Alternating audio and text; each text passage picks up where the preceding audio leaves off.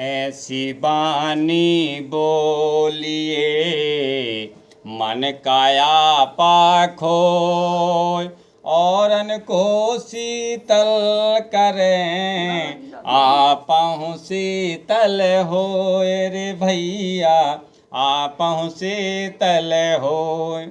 आप कौन क्लास की हो? 4। अच्छा, क्या नाम है? पलक वर्मा। तुम कौन क्लास की हो? 4। क्या नाम है तुम्हारा? जानवी। अच्छा, तुम्हारा क्या नाम है? राजनंदन। कौन कक्षा में पढ़ती हो? 3। तुम कौन क्लास की हो? 3। अच्छा, और नाम क्या है तुम्हारा? आस्था। आस्था। ये जो हमने अभी गा के सुनाया ये दोहा कहलाता है। जी। इसको आप लोग भी बढ़िया रट लो, इसको कई तरीके से भी गाया जाता है। और भी तुम्हारे पुस्तकों में कक्षा 4 में कविताएं हैं, कक्षा 5 में कविताएं हैं।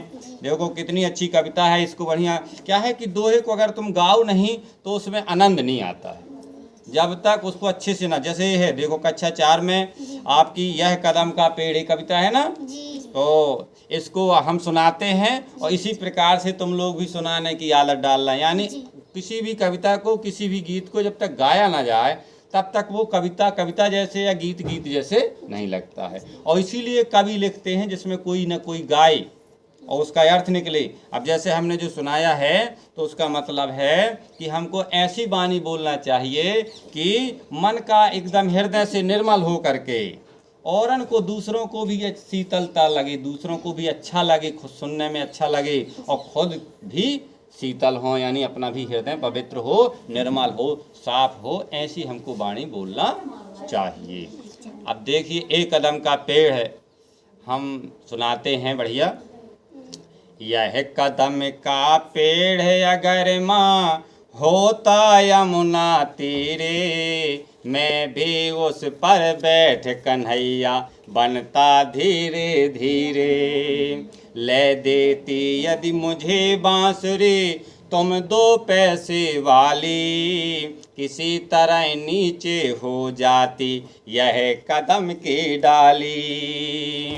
वहीं बैठ फिर बड़े मजे से, वहीं बैठ फिर बड़े मजे से बांसुरी बजाता, और अम्मा अम्मा कह बंसी के स्वर में तुम्हें बुलाता। सुन मेरी बंसी को माँ तुम कितनी खुश हो जाती, और मुझे देखने काम छोड़ कर तुम बाहर तक आती, तुम बाहर तक आती। कितना अच्छा लिखा है। फिर लिखा है कि बांसुरी को सुनकर के जब मैं बांसुरी बजाता तो तुम सुनकर के बाहर आती, और तुमको आती देख बांसुरी रख में चुप हो जाता, एक बार माँ कह पत्तों में धीरे से छुप जाता। और जैसे तुम आती तो मैं पेड़ के पत्तों में छुप जाता। तुमको आती देख बांसुरी रख में चुप हो जाता, और एक बार माँ के पत्तों में धीरे से छुप जाता। तुम हो चकित कि तुम हो चकित देखती चारों ओर न मुझको पाती, व्याकुल सी हो तब कदम के नीचे तक आ जाती। और तुम जब मुझे न देख पाती तो चकित हो करके आपका दिमाग चकरा जाता, विचलित हो जाता या चिंता में हो जाता, और मुझे ढूंढने के लिए व्याकुल होकर के कदम के नीचे यहाँ वहाँ नीचे देखती। फिर क्या कहता है वो बच्चा कि पत्तों का मरमर स्वर सुन जब तुम ऊपर आंख उठाती, और मुझे देखे ऊपर डाली पर कितनी घबरा जाती। पत्तों की जब मरमर यानी खड़बड़ाहट की आवाज़ सुनती माँ तो आप मुझे ऊपर देखती, और जैसे ही मैं दिखता तो आपको लगता कि बहुत घबरा जाती कि कहीं ये गिर ना जाए हमारा बच्चा। ऐसा वो कह रहा है। गुस्सा होकर मुझे डांटती कहती नीचे आजा, कि गुस्सा होकर मुझे डांटती कहती नीचे आजा, पर जब मैं न उतरता हंसकर कहती मुन्ना राजा। नीचे उतरो मेरे भैया तुम्हें मिठाई दूंगी, और नए खिलौने माखन मिश्री दूध मलाई दूंगी, दूध मलाई दूंगी। इतने बड़े प्रेम से मम्मी मुझको आप बुलाती। मैं हंसकर सबसे ऊपर की डाली में चढ़ जाता, मैं हंसकर सबसे ऊपर की डाली में चढ़ जाता, वहीं कहीं पत्तों में छिपकर फिर बांसुरी बजाता, फिर बांसुरी बजाता। बहुत बुलाने पर भी माँ जब मैं न उतर कर आता, माँ तब माँ का हृदय तुम्हारा बहुत बिगल हो जाता। माँ तब माँ का हृदय तुम्हारा बहुत बिगल हो जाता। तुम आंचल फैलाकर अम्मा बड़ी पे वहीं पेड़ के नीचे, तुम आंचल फैलाकर अम्मा वहीं पेड़ के नीचे, और ईश्वर से तुम विनती करती बैठी आंखें मीचे, बैठी आंखें मीचे। तुम भी बोलो अब। तुम्हें ध्यान में लगी देख मैं धीरे धीरे आता, और तुम्हारे फैले आंचल के नीचे छिप जाता।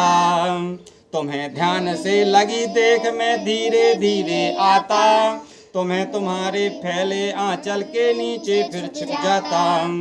तुम घबरा कर आंख खोलती पर माँ खुश हो जाती, और जब अपने मुन्ना राजा को गोदी में ही पाती।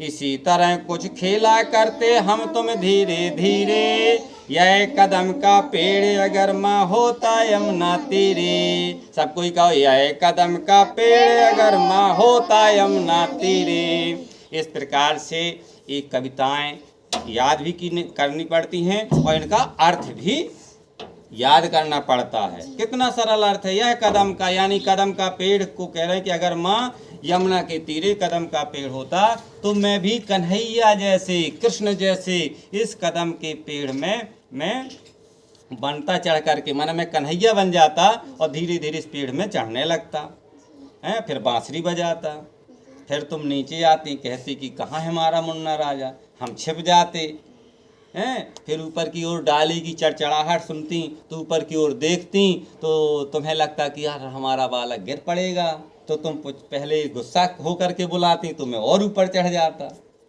फिर जब नहीं आता तो कहती कि आ जाओ, मैं दूध मिलाई दूंगी, दूध मिठाई दूंगी। इस प्रकार से इनका अर्थ भी बनना चाहिए आप लोगों से, और पढ़ते भी अच्छे स्वर से बनना चाहिए। ठीक है ना जी। हाँ।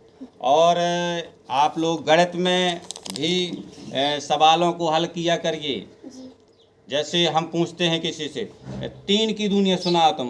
3 3 दूनी 6 3 तिरका 9 3 चौको 12 3 पाँचे 5 3 छंग 18 3 सत्ते 21 3 अट्ठे 24 3 नाम 27 3 दाम 30। बनती तो है। अच्छा, अब हम दुनिया पूछ रहे हैं किसी से, हैं कक्षा चौथी की हो जा रही है,